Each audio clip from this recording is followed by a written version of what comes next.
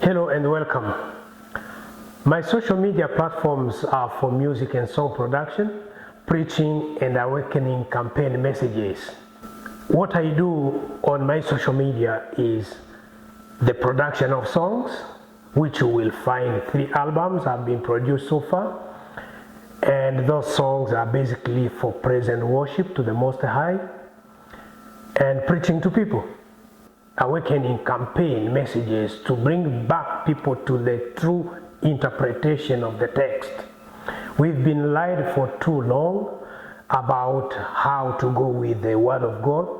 We've been subjected to a Western narrative where some of the Bible verses are misinterpreted and people are subject to follow what has been given to us. It's time to wake up and begin to think in a different way. Begin to question small issues that go around us. There is war in Africa, for instance. We don't even ask ourselves what's the reason of this war. We begin to pray. What are we praying? Why are we praying? We need to find out what causes the war. What makes us fight each other? The moment we begin to find the reasons why this fighting is happening, and that's the moment we can begin to brainstorm the solutions over how can we end this war and bring peace. Remember, we are not the one orchestrating the war. The war is being orchestrated outside the continent. And those planning the war are not planning for our destruction only, but also planning the war for their benefit. So we need to begin to question all these things. We've been subjected to just marry one wife and a lot of interpretation around that. But we don't ask ourselves questions. Why do our ancestors in the Bible married many wives? Why? We don't sit down and begin to ask ourselves what was the reason behind it. They've got a lot of reasons for doing that. Female have been so many than male. Since those days, a lot of children who are born are female than male. But if we say every man with one woman, what about the other women who remain? Who will marry them? That was the question. And when this imposition of new interpretation came to us, came in a form of neglecting our traditions and our belief systems, began to embrace something new. That you have to have a ring, you have to do this celebration and that to prove that you are now in a good relationship. Or for you to please God, you have to do these celebrations, which have never been practiced by our ancestors. We need to come back to our senses and begin to ask few things which happen in the Bible. When you read the Bible in the book of 1 Timothy chapter 3, Paul is addressing an assembly of polygamist people. And those men who have more than one wife have been told, if you want to be in the office of a bishop, you need to have one wife. What does it mean? It means these people had more than one wife, and then they were being told, anybody who would like to have the office will make sure they only have one wife, so that they have another time, spare time to look for the work of God. He did not touch over the other people around the church. Paul didn't talk about other members of the church. He only spotted out over those who want the office of the bishop, those in leadership, the fivefold ministries. What about the rest? But the interpretation came to us claiming that everybody who wants to be a Christian needs to have one wife. It was a misinterpretation, a Western interpretation to avoid or to prevent us to multiply according to the biblical text. So we need to begin to ask all those questions. This particular area on my social media is called Awakening Campaign. where we begin to awaken our people to come back to their senses, to begin to ask questions, to be introspective and extrospective, so that at least they are able to find out what is happening around the world.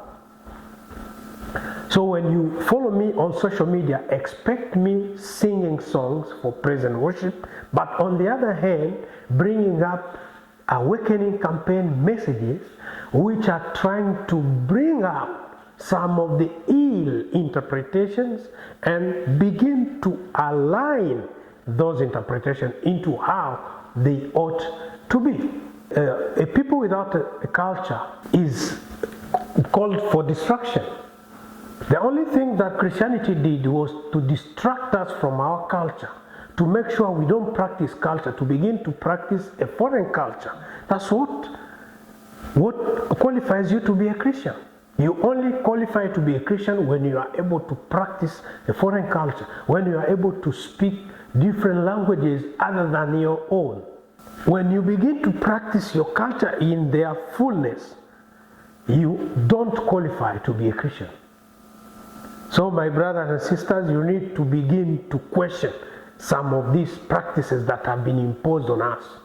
Until recently, people who have been discouraged on polygamy, they are now being told to practice same-sex marriage, something which is very far from biblical culture. And every time when I speak to you, I say Bantu people, those people we call Bantu at the moment, are the true biblical Israelites. Moses, who took children of Israel from Egypt, took them to the wilderness and then to the promised land, which is sub-Saharan Africa. This interpretation has been hidden to us for too long. We need to wake up and begin to think.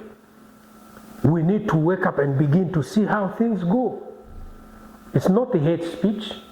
It's a fact that every time you want to conform to Christianity, you have to follow Western culture. Western culture that forbids you from practicing your own culture.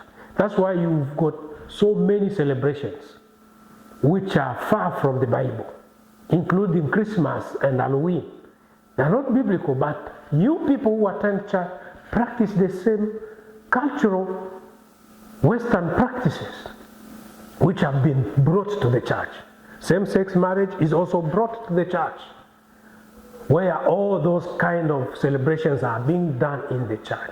Are they biblical? They are not. For your information, church and the Bible are two different entities. The Bible is a book of history of a people with their God. The church is a Western institution meant to enslave black people. When political colonization ended, they came up with religious colonization, which we are in at the moment. Some of us are in Islamic colonization and others are in Christian colonization. Now, that is religious colonization which has been tearing us apart. We are being torn apart through religion. And when I speak to Christianity itself, it has been splitted and splitted. A lot of splinter groups around the globe with different interpretations. Those are companies which have been created to spread illusion and in the process to earn a living to a minority group of people. It is unless we begin to realize that we are being fooled through this religion, that's when we begin to set our foot aside from it and begin to think. But some of you will say, but you sing songs saying Jesus is the Lord. Yes. Is Jesus white? No. He is my ancestor. And when I pray using that name, the original name is Yeshua. And I know for sure that he is from the lineage of my ancestors until today. So what I do is I pay reverence to my ancestry, which has been misinterpreted in your churches.